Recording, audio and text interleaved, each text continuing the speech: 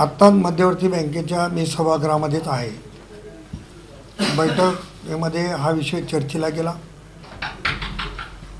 मी स्वतः महादेव दालमेची जी जागा विकलेली आहे त्या संदर्भामध्ये ऑब्जेक्शन घेतलं. शासनाचे प्रतिनिधी म्हणून जिल्हा उपनिबंधकांनी देखील त्यांचं मत नोंदवलं. एक तर ऑनलाईन टेंडर व्हायला पाहिजे, आयुक्तांनी ऑनलाईन टेंडरची मान्यता रद्द केली असेल तर बोली पद्धतीनं व्हायला पाहिजे, किंवा समजा पेपरला जाहिरात देऊन जर टेंडर मागवले असतील तर शेवटच्या क्षणाला जेव्हा बिडिंग करतात, निगोशिएट करतात, तेव्हा ज्यांनी भाग घेतला त्यांना संधी द्यायला पाहिजे, असा नियम आहे. जिल्हा उपनिबंधकांनी देखील माझ्या मताला या बाबतीत सहमती नोंदवलेली आहे सरकारचे प्रतिनिधी म्हणून. जागा वाटप म्हणजे जागा विक्री जी झाली, आज मेजॉरिटी बँकेमध्ये ज्यांची आहे ते ठराव पास करतील, पण या प्रकरणाला मी, प्रवीण पाटील चिखलीकर आणि कैलास गोरटेकरांनी विरोध केलेला आहे. माझं आताही मत आहे की झालेली विक्री ही चुकीची झाली आणि अशा पद्धतीची विक्री होऊन बँकेला अडचणीत आणण्याचं काम करू नये. किती जागा आहे आणि किती मूल्यामध्ये ती विक्री करण्यात आली आणि तिचं अपेक्षित मूल्य किती येऊ शकतं? नाही, त्यांनी असं रेकॉर्डला अपेक्षित मूल्य दाखवलं आहे, परंतु जेव्हा निगोशिएट करतो त्याचा सरकारी नियम असा आहे की ज्या भाग घेतलेल्या लोकांना शेवटची प्राईस सांगायची, अमक्याने एवढी किंमत बोललेली आहे, याच्यापेक्षा कोणी वाढवू शकते का, हा जो नियम आहे हा नियम पूर्णतः बाजूला ठेवला.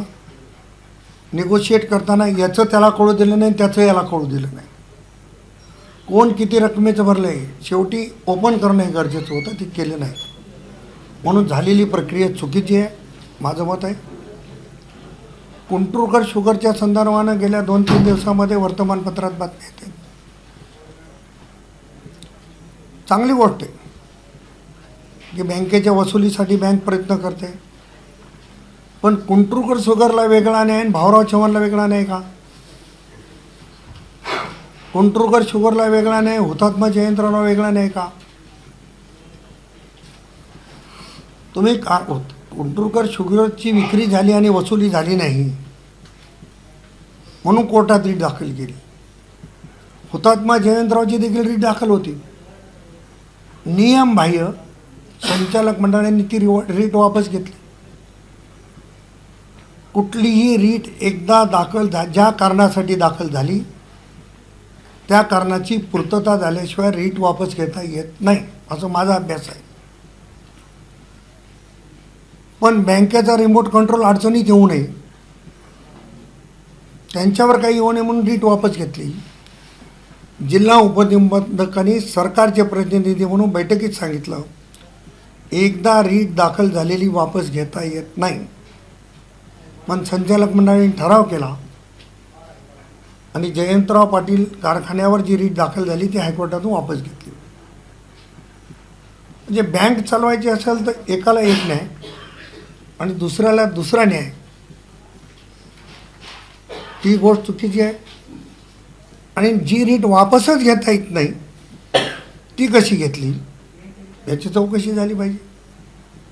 उद्या जर सर्वसामान्य कोणी न्यायालयात गेलं तर बँक अडचणीत येईल. आणि याच्यावर CEO म्हणून CEOला जेवढं सांगितलं तेवढं करणं भाग आहे. म्हणून संचालक मंडळाने अशी मोठ्या पद्धतीची चूक केली. कुंटुरकर शुगर असेल, हुतात्मा असेल या अन्य कारखाना असेल, पूर्वी त्यांना कर्ज देताना त्यांची कागदपत्र पाहिली गेली नाहीत, पूर्ण अटी आणि शर्तीची पूर्तता करून घेतली नाही म्हणून बँक अडचणीत आली. मग परत तो पांडा तुम्ही पाडणार आहात का? आज भाऊराव चव्हाणच्या कार्यक्षेत्रामध्ये शेतकऱ्यांना कर्ज द्यायची भूमिका बँकेने घेतली. शेतकऱ्यांना कर्ज दिलंच पाहिजे, पण कारखान्याकडून तुम्ही का बॉन्ड लिहून घेतला नाही की यांना दिलेलं कर्ज आम्ही वसूल करून देऊ म्हणून. म्हणजे तुम्ही दुसऱ्याला देताना बॉन्ड पाहिजे, दुसऱ्याला देताना अटी पाहिजे. केवळ आणि केवळ बँकेला फसवण्याचं काम.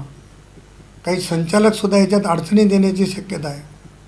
न्यायालयामध्ये ठराव वापस घेता येत नसताना जर घेतला असेल आणि काही लोकांनी मूकसंमती नाईलाजाने दिली असेल तर ते बिचारे उद्या अडचणी देण्याची शक्यता आहे. बँक पुन्हा सुरू करण्यासाठी मोठ्या प्रमाणात प्रयत्न झाले. आता कुठे बँक टाकते, पुन्हा बँक बुडवण्याचे हा सगळं सुरू आहे.